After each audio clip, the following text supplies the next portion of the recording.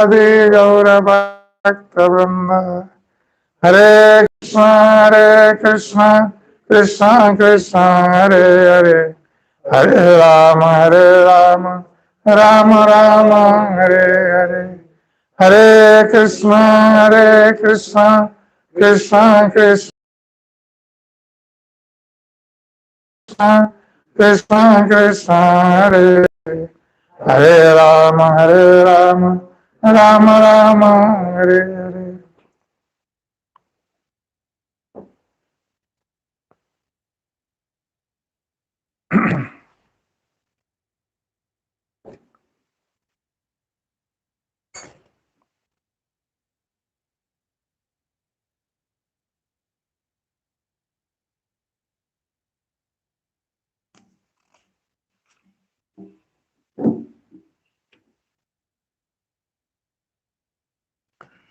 So today we are reading from Bhagavad-Gītā, 10th chapter, verse 8. The name of this chapter is The Opulence of the Absolute. Aham sarvasya prabhavo matta sarvam pravartate iti matta bhajante mam buddha bhava samannita. Aham sarvasya prabhavo matta sarvam pravartate iti matta bhajante mam buddha bhava samannita. Aham matta iti matta bhajante mam buddha bhava samannita. So the translation of this verse, Lord Krishna is speaking to Arjuna in the battlefield of Kurukshetra. So Lord Krishna is declaring that I am the source of all spiritual and material worlds. Everything emanates from me. The wise who perfectly know this engage in my devotional service and worship me with all their hearts. So Srila Prabhupada is writing the purport to this verse.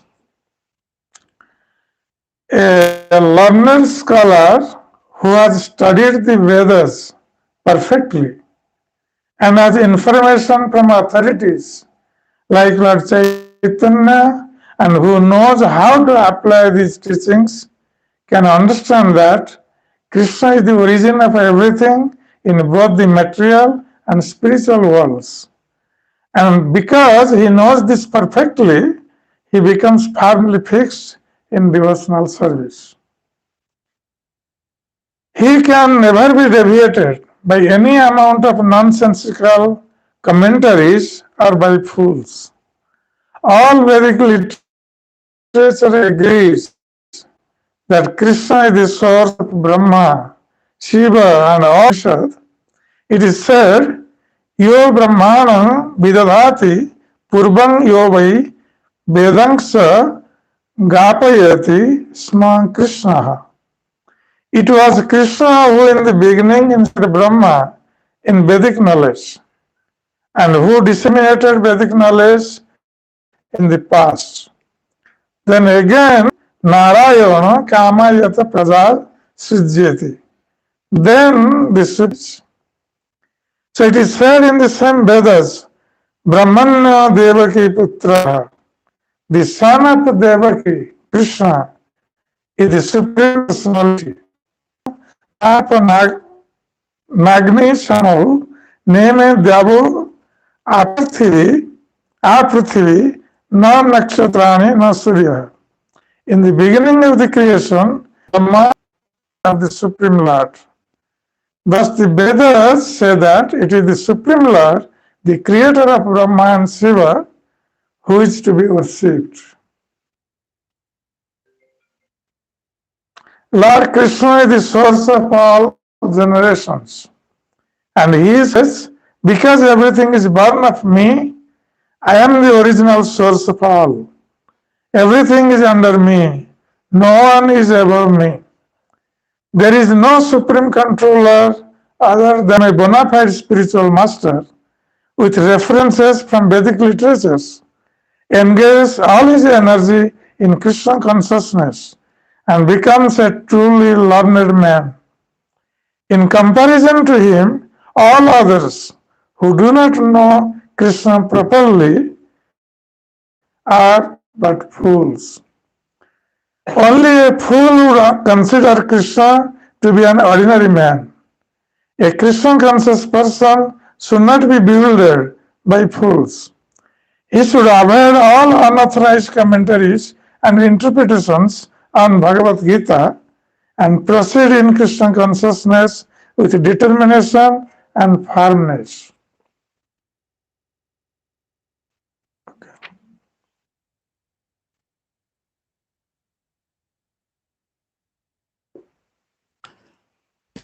Om Jnana-timirandhasya Jnananjana-salakaya Namaha Namo Vishnupadaya Krishna Prasthaya Bhutale Srimate Bhakti-Vedanta Swami Niti Namine Namaste Saraswate Deve Gauravani Pracharini Shesha Shunyavadi Paschatya Desatarini.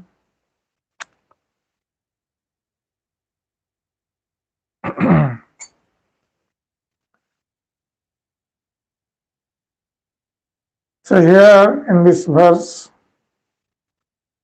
Lord Krishna is declaring that he is the source of everything. As you know, this conversation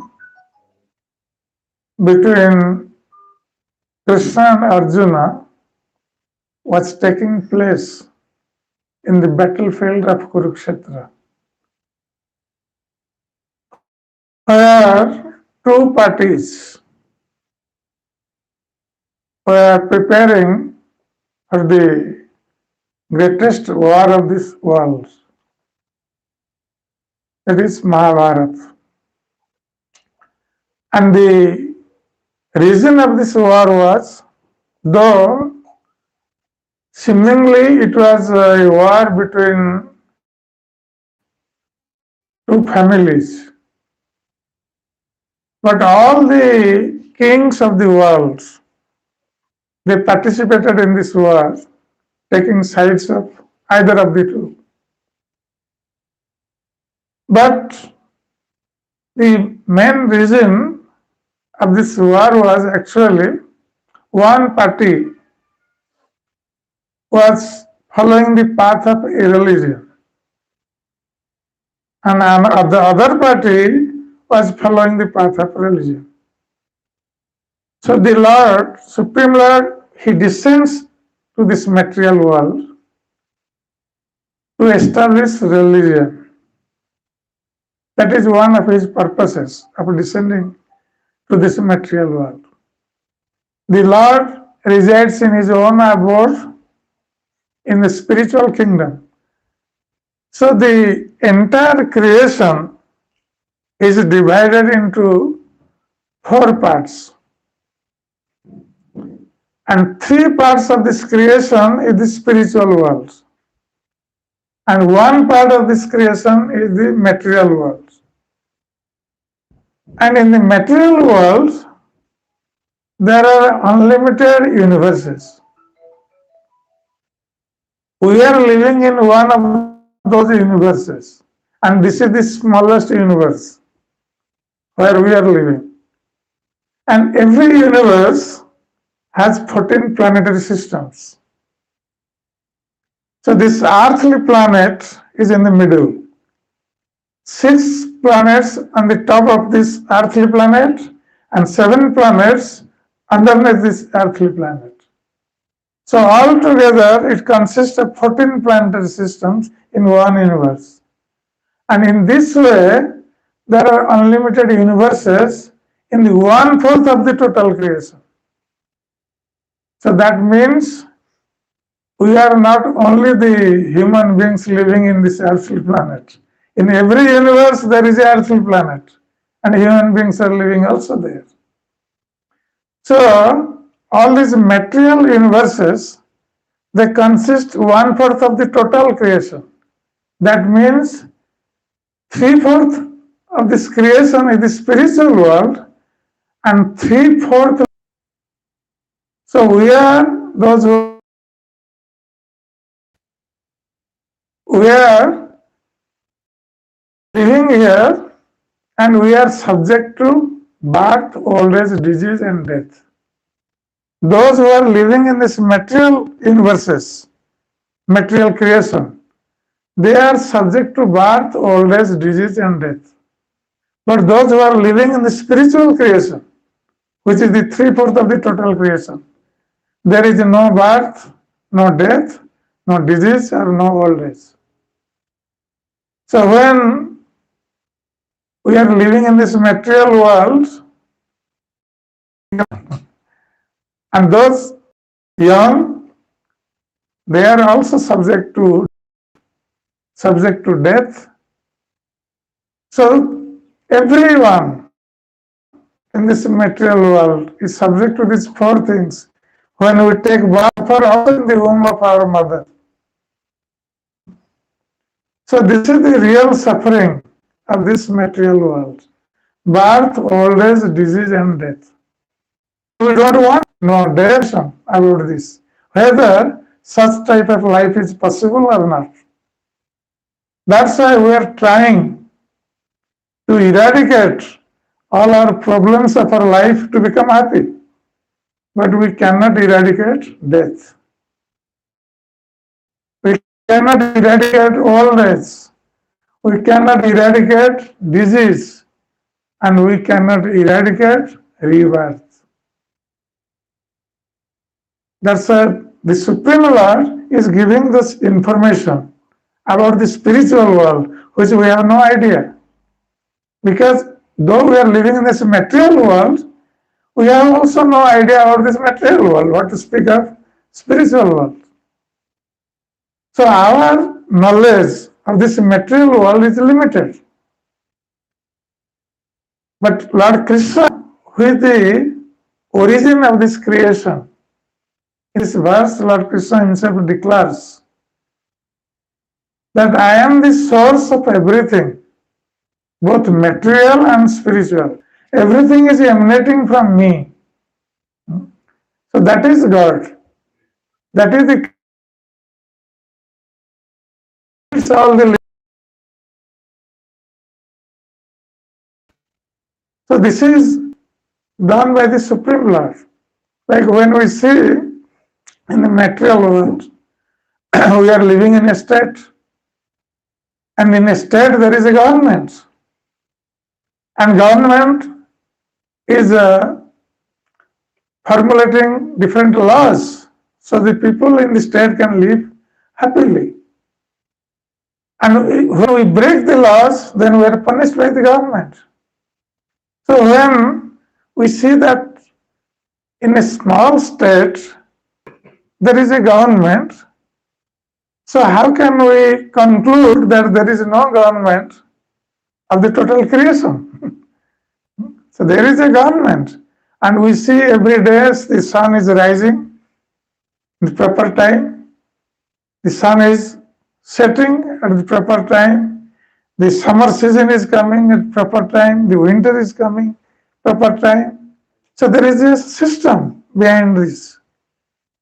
The Lord has created all these systems, and He has created also the living entities. So we are all coming from the Supreme Lord. He is our creator. And when we speak about laws of the Supreme Lord, then the Lord has also created the laws for the mankind. Because the animals, they cannot follow laws. They will act according to their instinct. But human beings have superior consciousness. The Lord has given human beings superior consciousness. Thus, the human beings can understand what is their duty, what should they do, and what they should not do. So the Lord has created these laws for the human being so they can live happily by following those laws. And those who do not follow those laws, they create disturbance in the society. That's why, because of that disturbance, others also suffer. So it is necessary for every living entity, specifically the human beings, to know who is the Supreme Lord and to know what is His laws. So then we can be able to follow His laws to become happy in this life and also in the next. Many people, they don't believe in rebirth. How many of you believe in rebirth here? Others don't believe. Okay.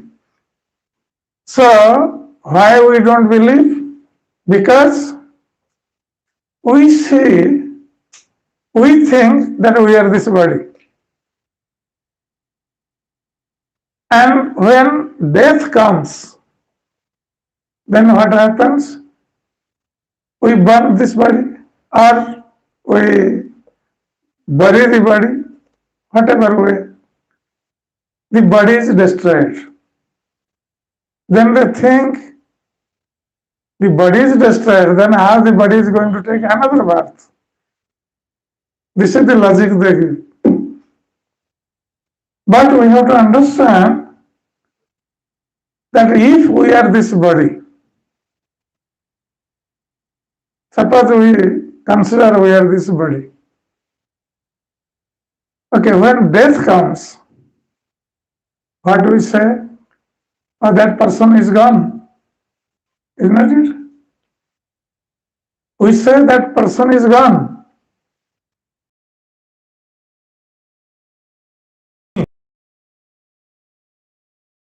And the body is lying in front of us, the dead body. But we are telling the person is gone.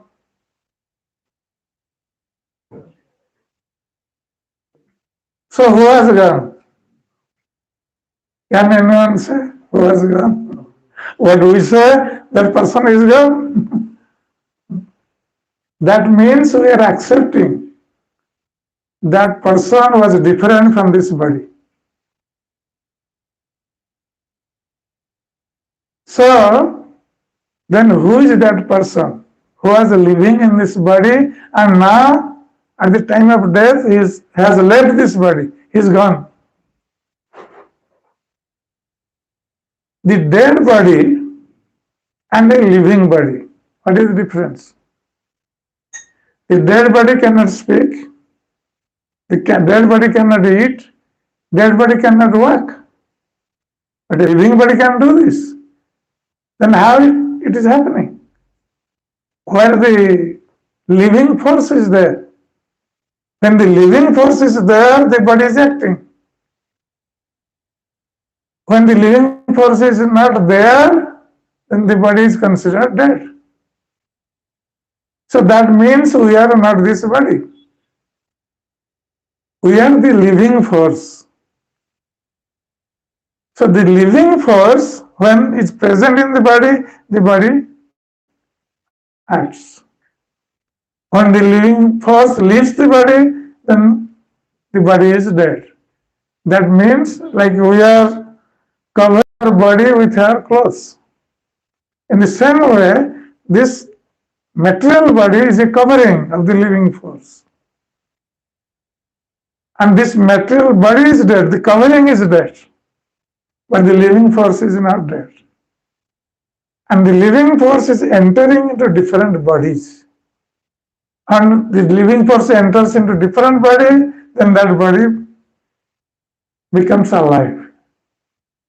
So the rebirth is considered that the living force, after leaving this body, old body, is entering into another body, new body, in the mother's womb.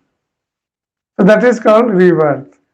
And how it is decided, that is what type of birth will take, because there are 84 lakh species of life. And even in human species, there are 4 lakh species, human species, and 80 lakh species other creatures.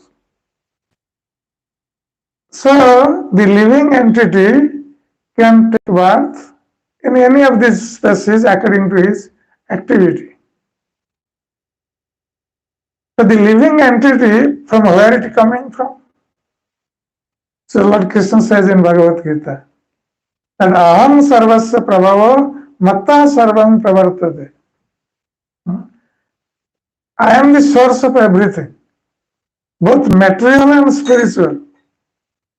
And then in another verse, the Lord says, Mamirang sajiva loke jivabhuta sanatana. It is the Supreme Lord Krishna. And the Supreme Lord has no birth, old age, disease and death. The living entity has also no birth, no death, no old age, and no disease. But the body has all these things. Material, because the body is made of 5 material elements: earth, water, fire, air, ether. The material body is made of these 5 elements, and then when the body is destroyed, it mingles with these 5 elements again. So, the living entity is the real living force behind this body, and that is taking different bodies in different lifetimes. Though we don't know, but the Supreme Lord is explaining this thing in Bhagavad-Gītā. He is giving us the knowledge. Because when we take birth, we are born in ignorance. The first living entity of this material creation is Brahma. And when he took birth, he saw only darkness. There was no other living entity, only one. And he came out from the navel of Lord Vishnu. There was no father and mother to give him birth. A lotus sprouted and Brahma was born. How it takes place, we cannot even conceive. So when Brahma saw this, everywhere there is darkness, he could not understand who has given me birth, who is my father, mother, and what is my duty.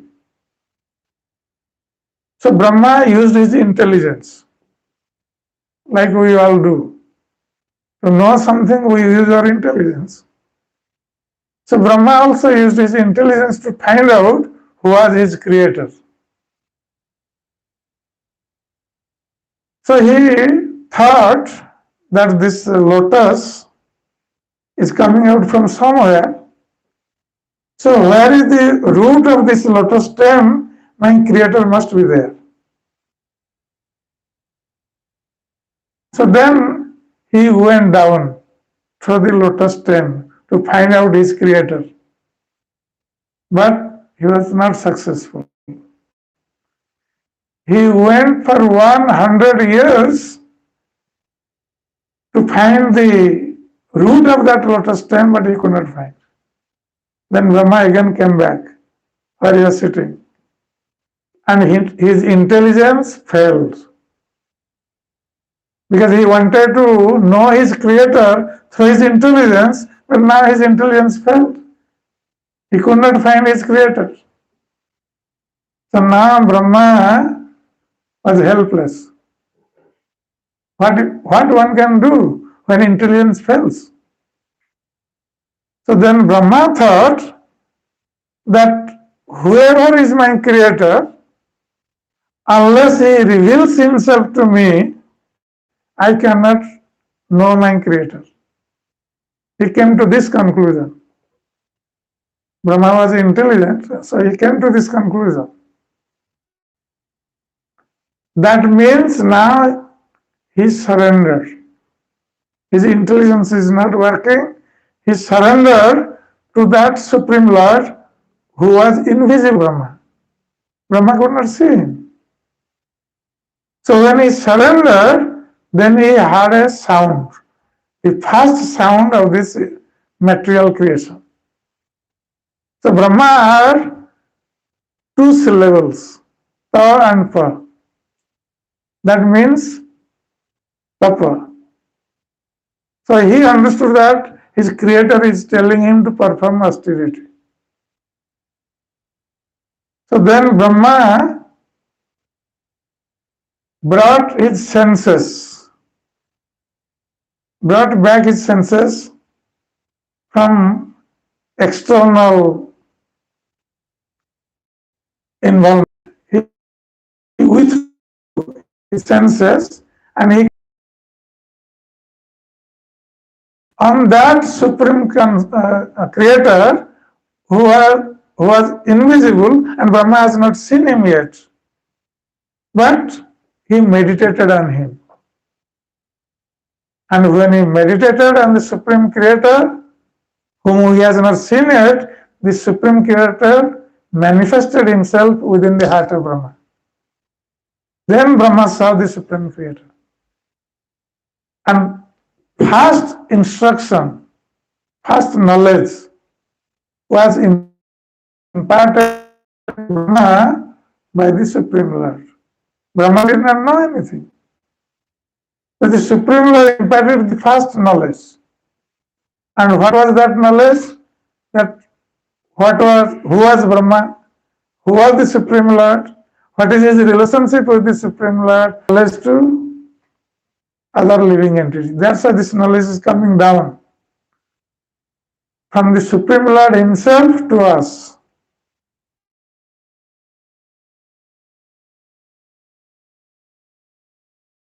Forgotten. So this is directly coming from the lips of the Supreme Lord. And the Supreme Lord is instructing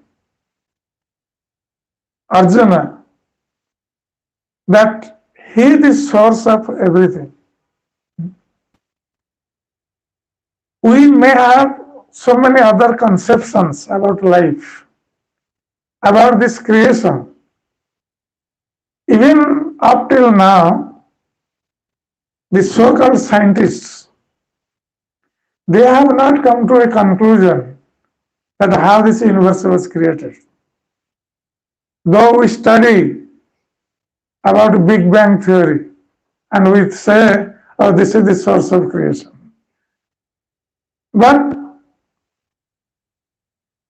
the scientists, they are actually speculating about the source of creation. They have not experimented this.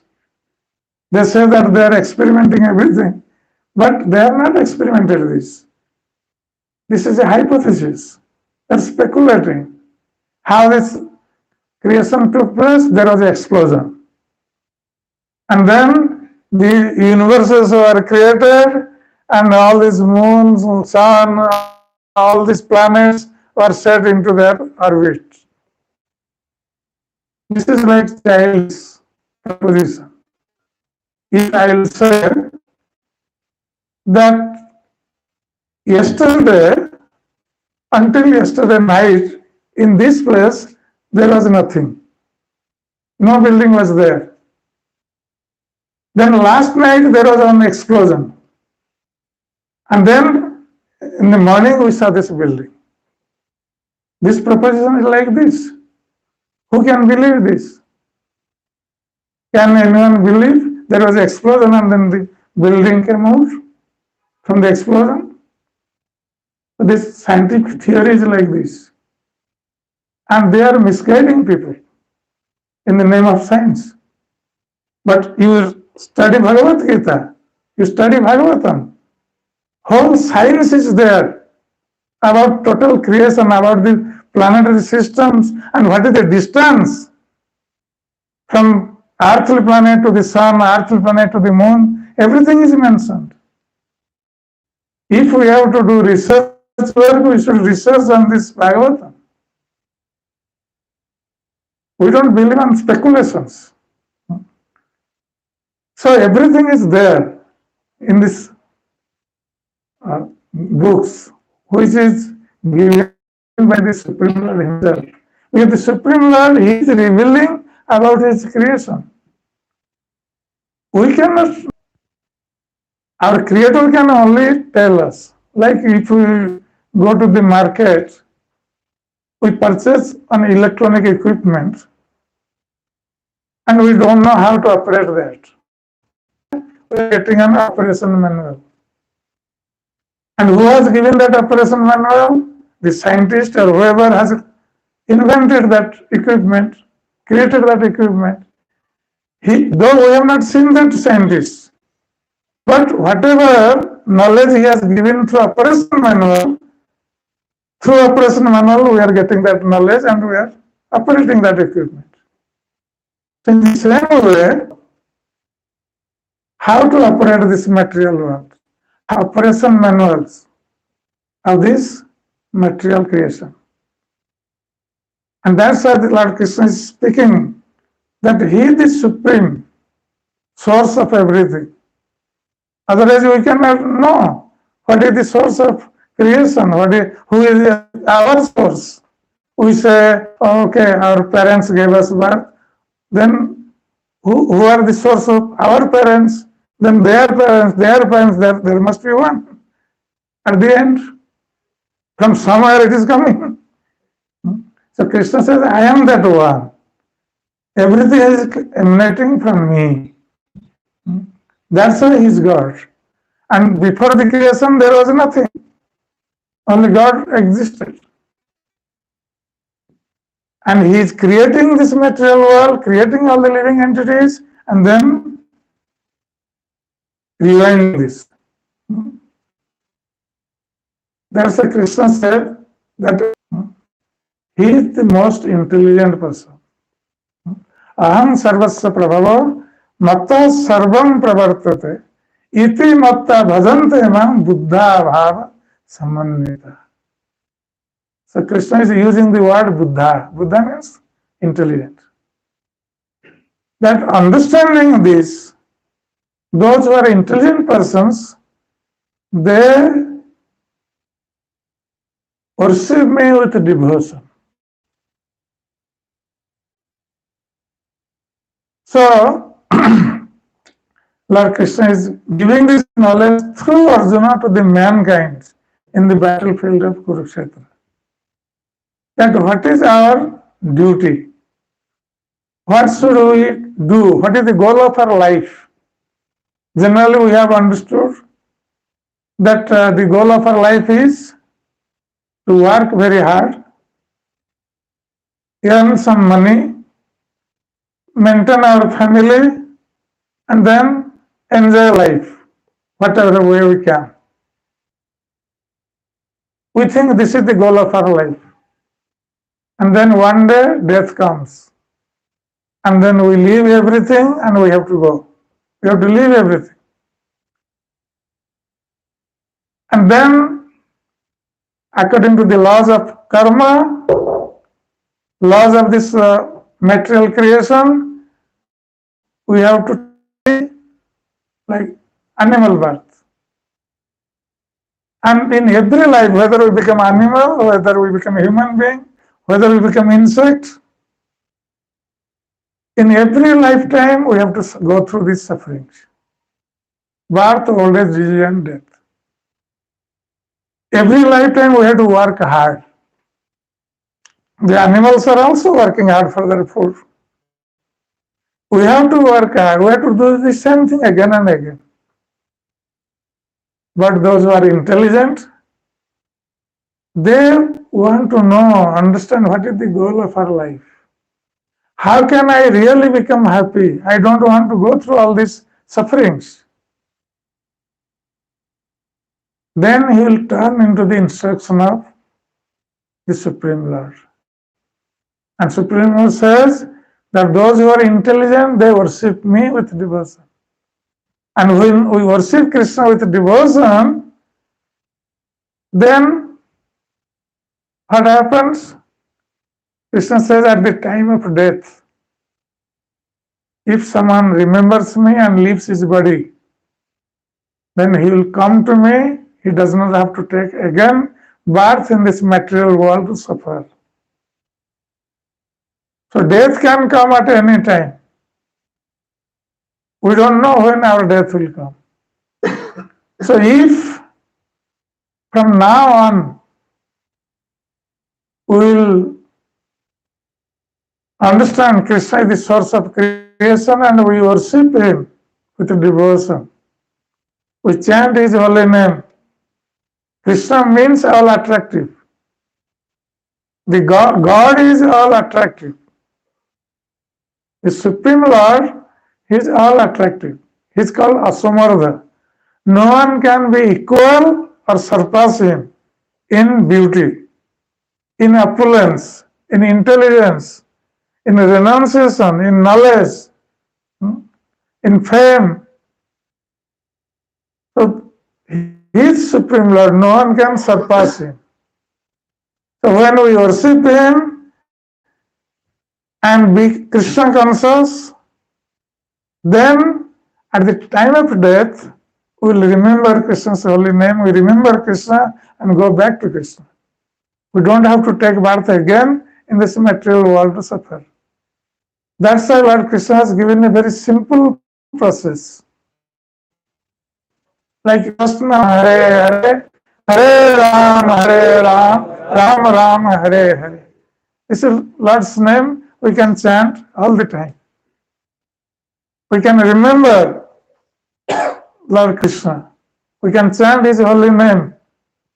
We can do our duty, no problem. We can do our work, whatever we are doing. No one is telling to stop our work. Only we can worship Krishna, offer some fruit, flower, whatever available, and then we chant his holy name. Read Bhagavad-Gītā every day. All knowledge we can get from Bhagavad-Gītā. This is the essence of all Vedic knowledge. Lord Krishna has spoken in brief, in code language, in Bhagavad-Gītā. Every day we should study Bhagavad-Gītā, at least one or two verses. Read the translation and purpose, then we can understand gradually what Lord Krishna says and what is the goal of our life. As human beings, what should we do? How can we get out of this suffering of this material world eternally? And then if you can do this, then our life will be success. Human form of life will be very successful. Otherwise, we'll miss this opportunity to get out of this cycle of birth and death and again enter into the life of animals, insects, and other living beings and go on suffering eternally. So Hare Krishna, will stop here. If anyone has any questions or comments, we'll discuss.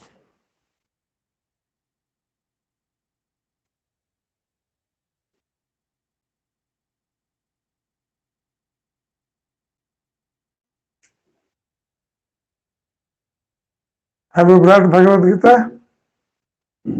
No? Okay. If anyone wants, can take from our temple Bhagavad-Gītā. What is our duty? You can understand everything.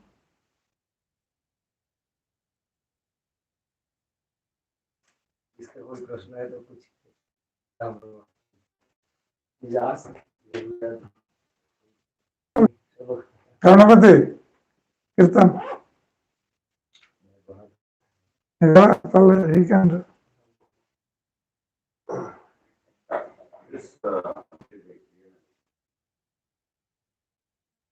And it is repeated again and again. Bhutta, Bhutta.